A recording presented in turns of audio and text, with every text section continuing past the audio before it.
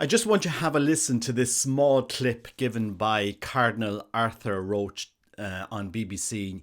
Very interesting, very small, but it kind of holds a key point that I just want to talk about. Just have a listen to this. But Cardinal Roach, who's overseeing the restrictions, says it's not Latin that's the problem, but the old theology, the old mass embodies, with the less participation by the congregation and the priest with his back to them for most of the service. You know, the theology of the church has changed. Whereas before the priest represented, at a distance, all the people. They were channeled, as it were, through this person who alone was celebrating the Mass. It is not only the priest who celebrates the liturgy, but also those who are baptized with him. And that is an enormous statement to make. I'm just going to read you two paragraphs from a document that was published in the 1960s during Second Vatican II. And it's a document called Sacrosanctum Concilium. So I just want to read you two paragraphs from this document, because from this document we draw the church draws its authority in order to implement liturgical changes. This is somewhat the guidelines that the church agreed overwhelmingly, vast majority. When I say vast majority, let's just say all of the bishops of the world, practically all of the bishops of the world agreed in this document. So we're not going to debate the document itself. We're just going to quote from it. I'm just going to quote from it and then use this document to come back on Cardinal Roach and what he has said. So just listen to this document. Listen to these two paragraphs. Constitution on the Sacred Liturgy, Sacrosanctum Concilium, Introduction, number 4. Lastly, in faithful obedience to tradition, the Sacred Council declares that Holy Mother Church holds all lawfully acknowledged rights to be of equal right and dignity, and she wishes to preserve them in the future and to foster them in every way. The Council also desires that, where necessary, the rights be revised carefully in the light of sound tradition, and that they be given new vigour to meet the circumstances and needs of modern times. That sound tradition may be retained, and yet the way remain open to legitimate progress. Careful investigation is always to be made into each part of the liturgy which is to be revised. This investigation should be theological, historical, and pastoral. Also, the general laws governing the structure and meaning of the liturgy must be studied in conjunction with the experience derived from recent liturgical reforms and from the indults conceded to various places. Finally, there must be no innovations unless the good of the Church genuinely and certainly requires them, and care must be taken that any new forms adopted should in some way grow organically from forms already existing. Now, I'm just going to kind of put something in context here. When I was a seminarian in the 1990s, it was drummed into us that Second Vatican Council didn't change anything. The word that was used was aggiornamento, updating. And you had to use this logic, this reasoning had to be used. Otherwise, Lefebvre would have been proven right, because he maintained that things had changed. That after Vatican II, there was a new theology, there was a new mass, and we had, a various number of popes that said, no, nothing has changed. And even Pope Benedict, in his famous document, Summorum Pontificum, said that the new Mass and the old Mass were the same Mass, a hermeneutic of continuity. And people will remember this picture of a horse. And the picture starts off really beautiful, and then you end up at the end with this drawing of a kid. Taylor Marshall uses it a lot. But, just to bring it down to layman's terms here, you don't need a doctorate in theology to understand that the purpose of Second Vatican Council was to update. Aggiornamento in Italian was the word that was used. Update. It was to better able the church to evangelize. That's it. You could summarize Second Vatican Council in those terms, in a sense that the church wanted to come out to the world to be able to better evangelize, to give the tools so that priests, religious, could better bring the gospel to people. And language sometimes, having the Mass in Latin, they saw in the 1960s as a constraint to evangelization. They thought that people didn't understand it and so on.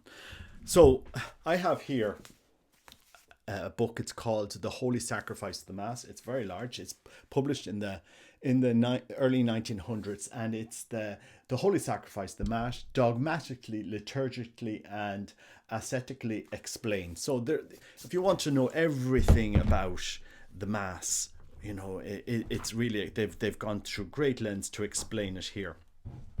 And, I've here something, called the Divine Liturgy of St. John Chrysostom. I was just reading through it when I was doing this podcast to kind of compare these two liturgies, because the liturgy has changed over the last 2,000 years. And this liturgy, you will see a lot more participation. You have a choir, you have the people in the choir, and the choir participates in this Mass, singing at various stages, responding at various stages.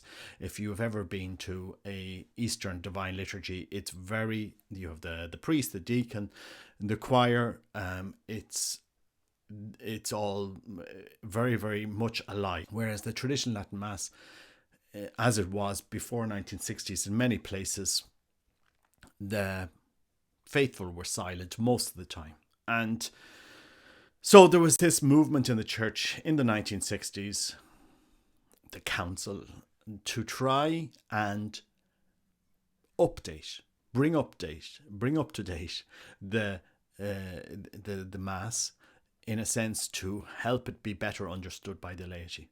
Now, this experiment, after 60 years, we have never had such low participation in the sacrifice of the Mass in the history of the Catholic Church as regards percentages of baptized Catholics here in Ireland, in most of Europe, in North America, Canada. Rates of participation in Latin America are plummeting. And I suppose you could ask the question now, we've been given all these tools, we've been given all these options, we've been given everything. And now Arthur Roach has come along and said, well, actually, we've a new theology of the Mass. And I'm there listening to it. I mean, he's like handing a gold plate to Archbishop Lefebvre. But Archbishop Lefebvre said this for years. He said this exact point. He said this is a new Mass, a new theology, but this isn't the same faith. And this is where Arthur Roach is stepping into so much hot water here. I don't think he is realizing what he's doing when he's saying these things. If you're going to go down this route saying, now we have a new theology, we have a new Mass, and the old Mass, we're trying to get rid of it, you're actually going against paragraph 4 of the introduction of Sacrosanctum Concilium, which says exactly the opposite to what he was saying. And I do wonder, did Arthur Roach actually read Sacrosanctum Concilium before he goes on British radio to make comments like he did? I just bring up that quote again. What was it? Because it's very important. Holy Mother Church holds all lawfully acknowledged rights to be of equal right and dignity, and she wishes to preserve them in the future and to foster them in every way. Is Arthur Roach going to foster traditional Latin Mass because the council never got rid of it? It didn't get rid of it. It says it there in the document. If anything, the council, what was looking to do was to give bishops, to give the church, here you have scope to better reach different people, to better evangelize, to better bring the message of Christ into their communities, into their lives. And it hasn't been done. This constant re-innovation of the Mass is, I find, crazy at the moment. I mean, we've had 60 years of innovation, 60 years of change. Oh, every formula we're trying to reinvent doesn't work, and oh, it's not working. We're not connecting with people anymore. And so, this Mass that's Padre Pio. I mean, Padre Pio has such an amazing influence in the church.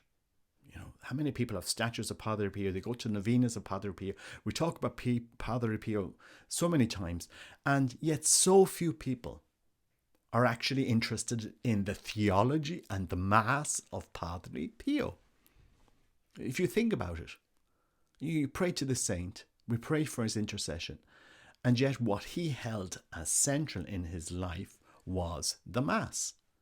The traditional Latin Mass, that old theology that Cardinal Arthur Roach now wants to sideline. This is why he removed individual masses in the Basilica of St. Peter. You can't go in there as a priest and celebrate Mass on one of the side altars in Rome, because a Mass isn't valid unless people are present. According to Cardinal Roach, people celebrate with the priest now the Mass, it seems. I mean, I suppose I'll be waiting for this updated theology book that will come out of this.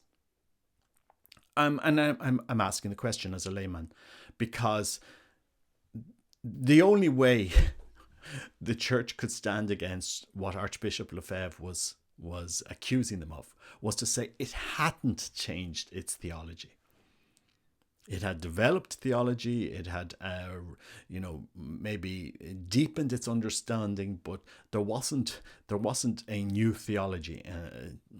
Supposedly there wasn't, but now our Cardinal Arthur Roach is saying the exact opposite to what I was trained, informed, and was led to understand, that the new Mass and the old Mass, the new Rite of the Mass and the old Rite of the Mass, they are the same Mass. But it seems, no, they're not the same Mass, because if they were the same Mass, then Cardinal Arthur Roach would promote it. He would promote the traditional Latin Mass because it's of equal right and dignity. And the council wished to preserve the traditional Latin Mass in the future and to foster it in every way. The new Rite of the Mass is to help us evangelize. It was an updating in the church. It was to give the tools to people. Look, you don't need to study Latin for 7 years. You can say the Mass in the vernacular and go out and preach the gospel and bring Christ into the world. Anyway, we'll let them experiment in Rome with this new theology for the new Mass, and we'll see how this plans out, how this moves forward. It seems to be very interesting that 20 years ago or 30 years ago, we were told one thing by the church, that the church had not changed its theology on the Mass, that the new Mass was to enable more active participation, was to enable the church to catechize better, was to enable laity to better understand the Mass. And after being accused of secretly changing its theology while officially saying it hadn't changed its theology, now we have Cardinal Roach coming out and saying, look, guys, we're giving up. We're giving up this line that we've been saying for the last 50 years. Actually, we have changed the theology. That's why we're trying to get rid of the old Mass, because we will not be supporting the old theology of the Mass anymore. We have the new theology, the Novo Theology. So let's see where this plans out. I'll be interested to see the discussion coming out from different priests, some different bishops over the next couple of days. Cardinal Roach seems to be on this interesting new re-implementation of his understanding of Second Vatican Council, and we'll see where this goes. Pray for the church.